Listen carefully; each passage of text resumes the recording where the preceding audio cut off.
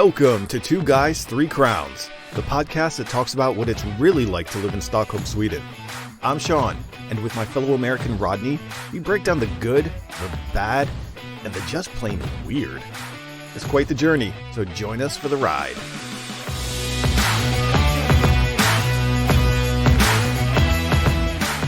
So bye, Miss American Pie. Drove my Chevy to the levee, but the levee was dry. And good old boys were drinking whiskey and rye, singing, "This'll be the day that I die." Or eat pies. Or eat a lot of pie. Sean, we have a very special guest. And a pie-tastic guest, I would say. Pie-tastic, wonderful guest that's actually a return guest, somebody that we had earlier that is now doing something completely different. Yes, that is right. Now, everyone out there in podcast land, if you remember a few episodes ago, we had these two guests on trying to teach people Swedish for professionals. But now one of those people is baking some of the sweetest, hot, crustiest pies this side of the Atlantic. We have Danielle from Pie to the People. Welcome, Danielle. Welcome. Hi, thank you. That was quite the introduction. It is so good to have you back, and we have been keeping in touch and definitely been keeping an eye on you with the new venture. But tell us a little bit about the transition, because that was I think it's fantastic. But I feel like I'm gaining a little bit of weight every day checking out the stream, but it is welcome weight. But tell us, how did you decide on that, Danielle? Well, I have always been a baker. I am obsessed with food. I love to cook, but I never saw myself doing it professionally. I never imagined that I would be doing such a thing. But I got really frustrated with trying to find a job in my field here, and my field is actually fashion design. Wow. And so it just wasn't happening for me, and I thought, I don't want to waste all of the time that I spend here just applying and spinning my wheels. And one day, just in frustration, I kind of joked to my sister, I should just stop doing this and just become a baker. Right. And she was like, yeah, you should. And something that started as a joke really rolled into, as I started thinking about leaving the job that I did have, just thinking like, well, I could do that. We're in this strange Corona time where everybody is pivoting and everybody is doing something new. And I could do that too. This is an opportunity for me to sort of reinvent myself while I'm living here in a new country. Right. Yeah, if not now, then when, right? Exactly. But so this, the baking, then it wasn't just some like random thing that you were like, oh, maybe I could do tree carvings. I mean, baking actually, you obviously have baked before, and that was something that you were able to go ahead and tap into. Had you done anything like that? Had you worked in a that type of environment, kitchen environment, or with baking formally? Yeah, my first job in high school was in a restaurant kitchen, and a lot of what I know about food I either learned from my mom or my first boss in high school. And I started working in this kitchen at a nice restaurant as a dishwasher, as kind of an idiot teenager. Sure. But there's not a lot of room for dumb teens in a nice kitchen, and so they whipped me into shape pretty fast, and I became less of a dumb teen. And that's where I actually baked my first pie from scratch by myself. I learned how to do that there. And my obsession with baking has been pretty much my whole life. I started baking with my mom and learned more about it in high school at my job. And I've always been the person that shows up to your house with cookies or a cake or something. Oh, I love those people. I love people that show up with big. Okay. Bonus. Yeah, I did. I know that right out of high school, I did a little bit of catering. Catering was also one of those things where, somebody knows somebody who's parent or does something, and they're like, oh, what do you have to do? It's like, well, you have to carry these big pots from here, and into there. And it didn't take a genius, but, I love cooking ever since I was little. And I think that it was mainly because since my mother was a flight attendant and she flew, it was basically learning, how to cook. And that was something that I've enjoyed since I was little, but fantastic to be able to go back because it's something that you've been passionate about since way back. It just now was the time where the stars came together and it was like, hey, psst, Danielle. The world needs pie. The world needs donuts. Sweden needs pie. I looked around and I saw, it doesn't take long to see what's missing if you're used to certain things. Right. And I looked around and saw no pie and I thought, well, I can make pie. I can fill that spot. Yeah, imagine pie without Westerbotten cheese in it. What a concept. Yeah. Revolutionary. Yeah. And now that you mentioned it, I think pie, and one thing that really stuck out to me after we moved here was soup. Like going someplace and getting, like soup. And now, okay, clam chowder, granted, but just different kinds of soups just don't seem as popular. But wow. And then it wasn't just pies, because when that popped up on the radar, I was like, oh, Danielle's making pies. And then you started posting pictures of all this other stuff. I was like, I have branched out a little, yeah. Wow. I love cookies as well. Yeah. And pie is a little bit less of a snacking food. I think people feel that they have to sit down with a slice of pie, and a cookie you can just grab, whenever you feel like it. Right. So the cookies are super popular and they're fun to make. So I love rotating the different cookies through the menu.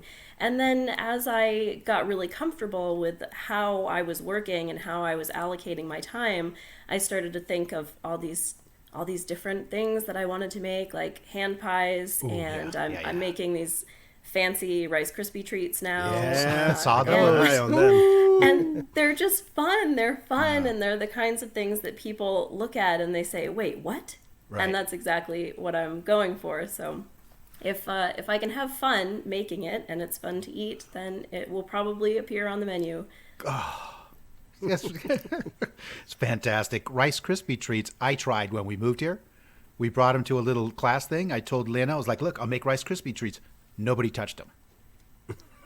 Nobody touched them. So I ended up eating like this big plate of Rice Krispie treats. And I don't know why. Sometimes somebody said they were too sweet. Oh, it's too sweet. And I'm like, okay, well, I'll take that. I'll take that from you. But people don't know what they're missing. No. And then it was the little, and I'm for lack of a better, a Pop-Tart. But you were making like fresh Pop-Tarts, like.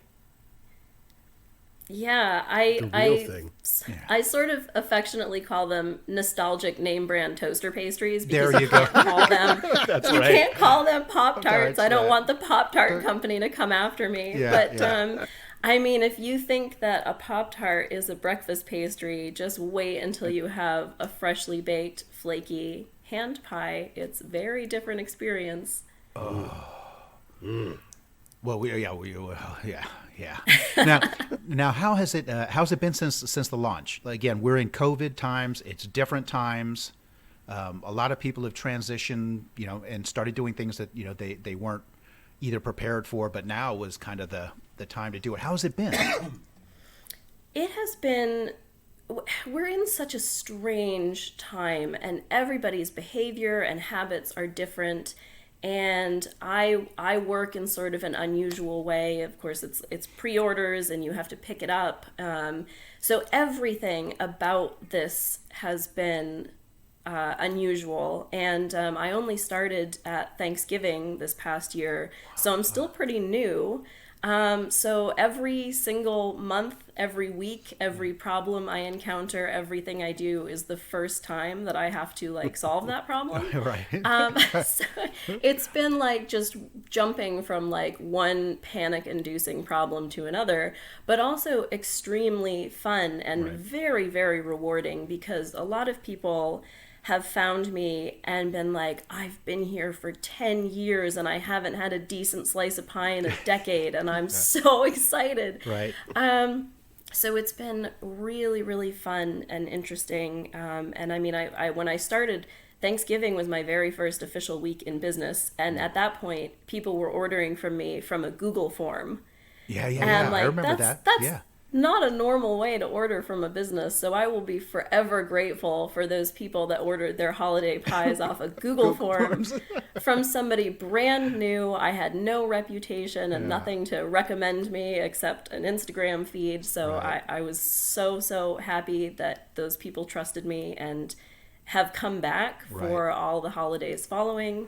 And now, like, I see these people that come back week after week after week and just keep saying, like, I can't get a good pie anywhere else. I can't get a great cookie anywhere else. So it's been deeply rewarding because I just love to make people happy with food. It's like my favorite thing. Yeah. So I get to do my favorite thing every weekend. That's it's great to be building that, to have repeat customers. What kind of, because I mean, we all look forward to these opportunities, for one, to meet people, and to meet new people, and just the people that we've met through the pod. But have you done any? Well, I guess there's not even really catering now, because people aren't doing any type of, or weren't doing any type of gatherings. Yeah. Are you working with any, like, the restaurants in the area with pies or any baked?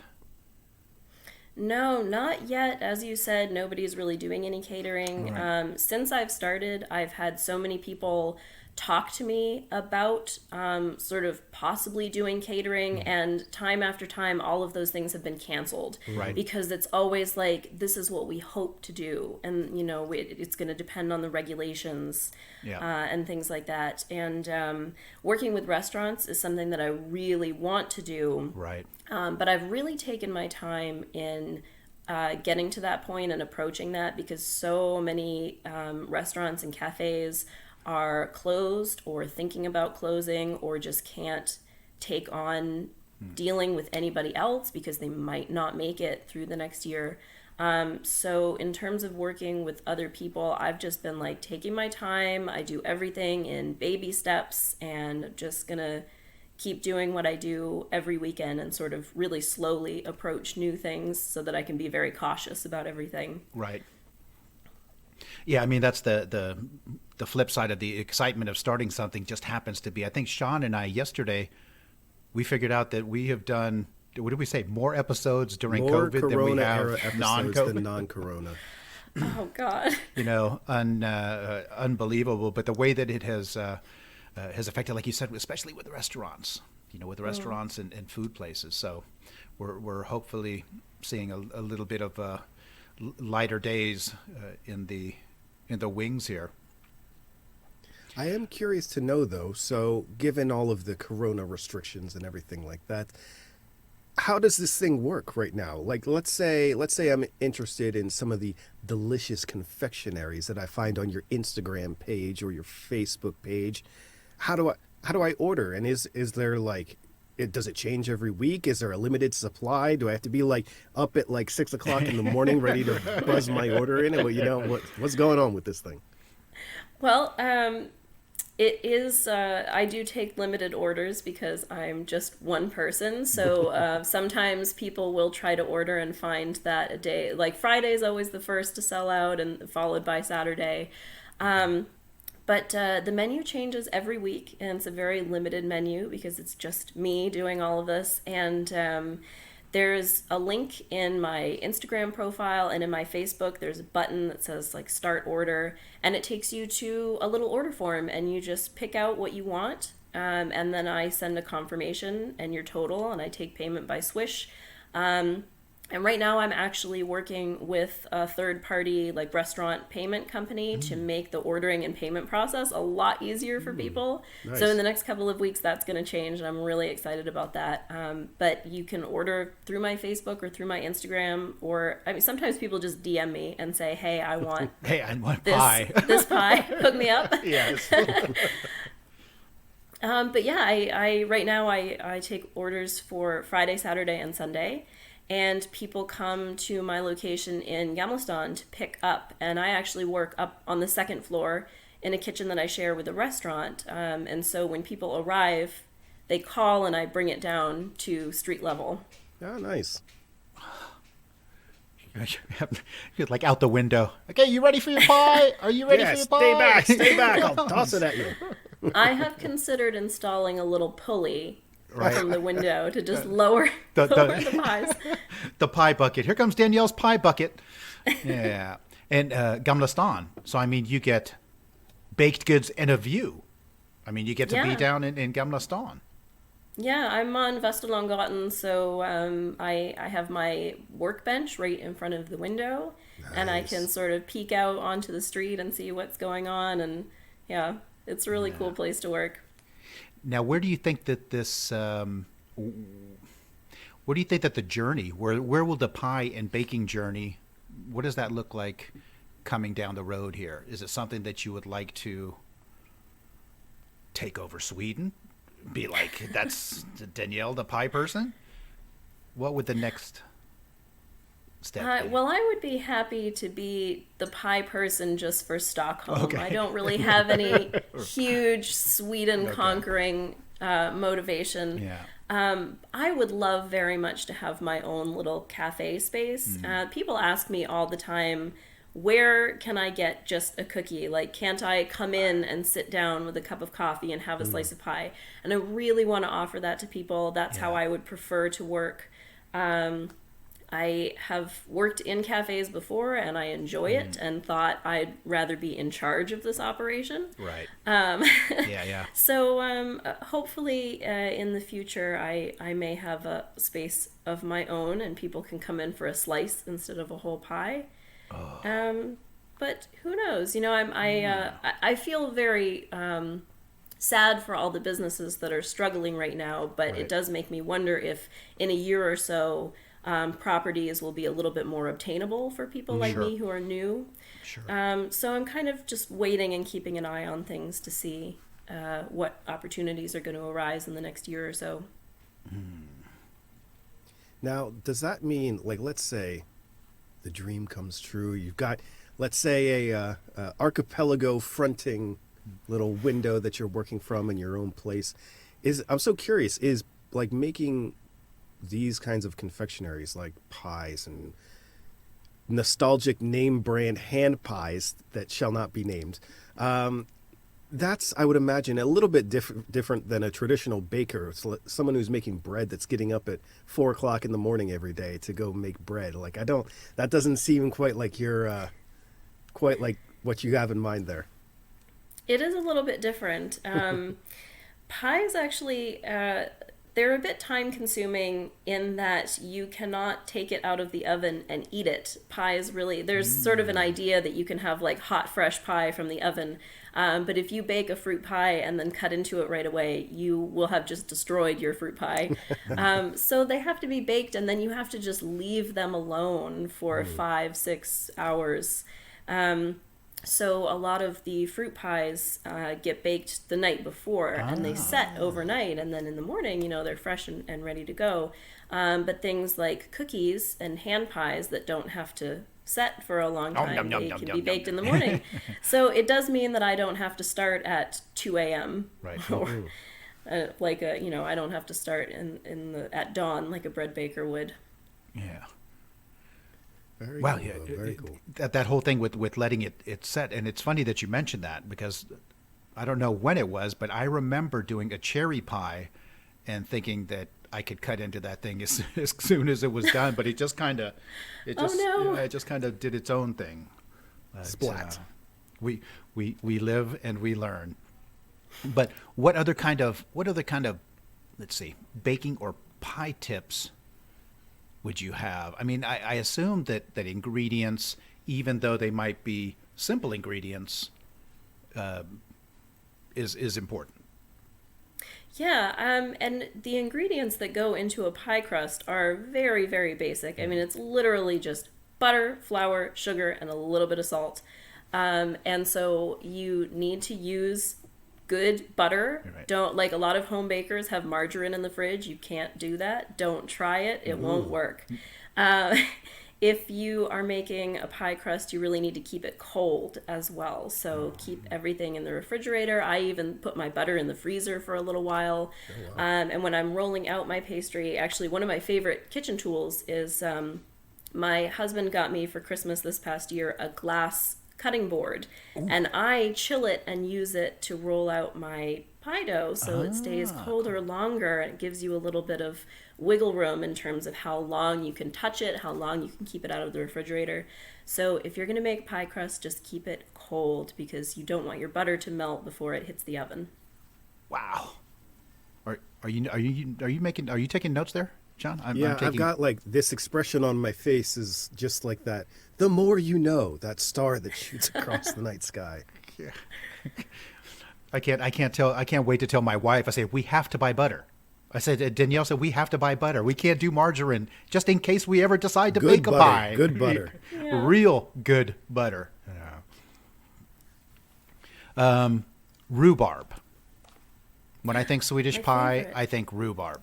It's like rhubarber smul pie, or these type of things. What are some fun experimental pie stuff that you've done that have turned out? Maybe. Oh, experimental. Well, you mentioning rhubarb, I'm obsessed with rhubarb. It's one of my favorites. But I'm from New England, and we make strawberry rhubarb pies. It's not often that you see just a plain rhubarb pie. Yeah. So my favorite pie, and it's on the menu, it was on the menu this past weekend, and it will continue to be on the menu, is strawberry rhubarb, because rhubarb season is too short, and I can't let it go. So it's going to keep being on the menu because I love it so much. But for experimental pies, I mean, I do so much messing around in my kitchen. Sometimes I'm like, is this a job, or are you just goofing off right now? Over the winter, I made a birthday pie with a Rice Krispie treat crust that had sprinkles in it, and that was very popular. Holy smokes! Wow, I was just happy to get Rice Krispie treats. Now we're talking about Rice Krispie treat pies. This is great. You can make a whole pie crust with Rice Krispie treats, and you fill it with a no-bake filling. And I put chocolate in it, of course, and topped it with a fresh raspberry whipped cream. And people loved it. It was very popular, and it was so fun. Raspberry whipped cream. I think that's the peak of my ability anyway, right there. So even forget about the Rice Krispie crust. Hey, raspberry whipped cream. How does that happen? Are there like little berries in the cream? You just sort of cook down some raspberries and strain out the juice, and you can add a little to your whipped cream. You don't want to add too much juice or anything with liquid because you don't want to destabilize your cream, but you can add fruit, all kinds of things to whipped cream, and that's the sort of little detail that I love to add to the menu whenever I possibly can. Holy smokes! Yeah. Okay. Now I'm not going to be able to sleep. Just because, and I'm thinking, let's see, one thing is a fika time coming up. Ooh, I wish I had some Rice Krispie treat pies. So Danielle, what about cooking? Do you love spending time, or do you like spending time in the kitchen, like food-wise, just generally? Yeah, savory side. Oh yeah, I love cooking. My partner and I both really enjoy cooking. When it comes to making food just for me, I am a very lazy cook. Like, I don't need to impress myself. I'm not good at cooking just for me. But if I get to cook for other people, then I take every opportunity to show off. Yeah. Yeah. And I don't think that we've had very many people over for dinner. I mean, not like we did before we moved here. Before we would have more spontaneous dinner gatherings. Barbecuing for me, I barbecue for my family, but it feels a little strange. I'm typically one of those people that likes to have 10, 15 people, or just running around. So that's been kind of a change culturally, not to have these large meal times. Yeah, I'd love to have a good dinner party, and it has been a long time since we've been able to really do that. Yeah. But so strawberry rhubarb, like that's like the pinnacle of pie heaven for you. That's What's my absolute favorite. so beyond that? What is like your go-to non-pie dessert that you love to make, love to eat? Ooh, non-pie. Non-pie, if I'm feeling really casual, I like to just pop a couple of cookies in the oven and have like warm cookies with milk for dessert.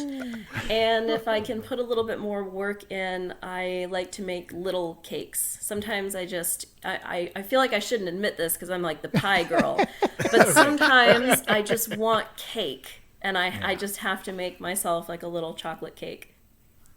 I love it. I love how everything has like a vibe. Like if it's a rainy day, we'll pop some cookies in the oven. But when we want to eat, we got to get the mini cakes. I like that. Not impress oneself when you're cooking for yourself. It's kind of like, I already know what I make. I know what I'm getting. The mechanic's car, The mechanic always has the hoopty. Hey, what about food? What about food from back home? What kind of things? When you think food, is there anything that that really jumps out as far as food that you miss from back home? Oh my gosh. Whenever people ask me what food I miss from back home, I don't ever have a lot of specifics. I just think about my mom's cooking. And I'm like, I just want to go home and eat my mom's cooking. Yeah, that's what I miss. Mom's kitchen, mom's cooking. Because she's, better at... I think she's just the best at cooking. Everything that she cooks tastes better than what I cook. If your mom makes you food, you can never make it taste quite as good. Right. So yeah, that's what I miss. She makes, people are going to think this is weird, I'm sure, but her mother used to make salmon pie, which is salmon and mashed potatoes in a pie. And so I grew up with my mom cooking that for me. And so when I need to make a savory pie for myself, that's what I make. But I miss having my mom make it for me. Right. It's not, the pie runs deep. Yeah, the flavor. Yeah, the flavor is kind of good, but it's just not not the same. But that also sounds mashed potatoes and salmon. I miss my mom's cooking, and I miss it more so now that we've all been away from everybody for so long. Yeah. But my mom's Swedish. She's in San Francisco. It feels kind of weird to leave Stockholm, fly to my Swedish mom, and have Swedish food over there. But she does. She makes some mean pork chops. I mean, things like that. That just, I can buy pork chops. I can do them. But like you said, nothing beats mom making the pork chops or the meal. I guess we all don't know when we're going to have a chance to go back. What kind of plans for the summer? Are you going to stay Stockholm-ish? Well, our family keeps asking us when we're going to be able to go home, and it's the big question. We just don't know. We didn't go home for Christmas, which was a big change for us. We've never had Christmas away from our parents, so we would really love to go home this summer, but it's looking more and more like we may not have the opportunity to be vaccinated before the end of summer. So if we can't go home, I'm sure that we'll end up just staying very close to home here. We love to hike and camp, so fortunately that's something that we can all do pretty safely pre-vaccination, but it all kind of hinges on whether or not we can get a vaccine. Exactly. Hey, something just hit me now when you had talked about if you do have the chance to leave town, can you freeze pies? I mean, like, can Sean and I buy pies and freeze them and then, or what he's really asking is, when's the downtime? When are they not available? I will announce my vacations way in advance. Okay. There are some pies that lend themselves very well to freezing, and all of my cookies also freeze very, very well. Yeah. Oh, frozen cookies. Yeah, I have people actually that will buy a big box of cookies and then portion them out and put them in the freezer so that they don't have to keep coming back every week. Okay, what is a big box of cookies? I need to know what a big box of cookies is. My current available largest size is 30 cookies. So you hear that, Rodney? Don't eat them all at the same time. Put some in the fridge first. Hey, I would freeze 2 of them, Sean. I would freeze 2 of those cookies. Oh. Well, no judgment from me if you eat 30 cookies in a day. I'm here for that. I would have the SOTS police after me. I would have like the gym police, friskis. Among your cookie selections, because there's some kind of crossover cookie fantasy stuff happening there as well. I mean, you're not just doing chocolate chip cookies, though I'm sure that the chocolate chip cookies are good. But those are, I mean, some of the things that you put out. What are ones that have been like super popular? People. The most popular, far and away, is the brown butter chocolate chunk cookie with flaky sea salt. That is so popular that it actually is the one item that never leaves the menu. Following, I think, Thanksgiving, I took it off the menu for 1 week, and that was a mistake. That was like, my partner was like, "Why would you do that? Why did you take it off the menu?" So it has never, ever left again. It will never be off the menu. It is very, very popular. And it's basically my chocolate chip cookie, but better. It's like a grown-up, dressed-up, fancy version of a chocolate chip cookie. Oh. That sounds. Hey, do you have like sampler boxes? Is there a way to order like a sampler box? No, I don't really do sampler boxes just because if people, I'm a very small operation. So Right. if people ordered only sample boxes, if people got real excited about that, then I would have to make like just a couple of many different kinds of cookies. And I just don't have I'd have to clone myself to do it. So. Sure. Okay. So keep. I'll wait for that Rodney. until that day arrives. I'll just have to stick with my 30 cookie box. Yeah, I do wish everyone out there in podcast land was able to see when Danielle said brown butter chocolate chunk sea salt cookie. I think the headphones exploded off of the sides of Rodney's head. Oh man. So we are heading into summer, and we've gotten some really hot tips for what we're going to do. We're going to put up links so that you can go in and visit and order. Definitely follow Danielle on Instagram because those are my soul food. That's what keeps me going in my day. I start feeling a little low, and then I flip over and I look at Pie to the People, and it just brings me back to life. But thank you so much, Danielle, for joining us again. And man, we're definitely going to have to. Sean and I are going to have to make a trip out to Gamla Stan. Well, thank you very much for having me. It's wonderful to see you. We will stay in touch with each other. Definitely. And we will go ahead and post links and so that people can get information. So definitely go in and order and try and follow. Thank you so much. Thank you, Danielle.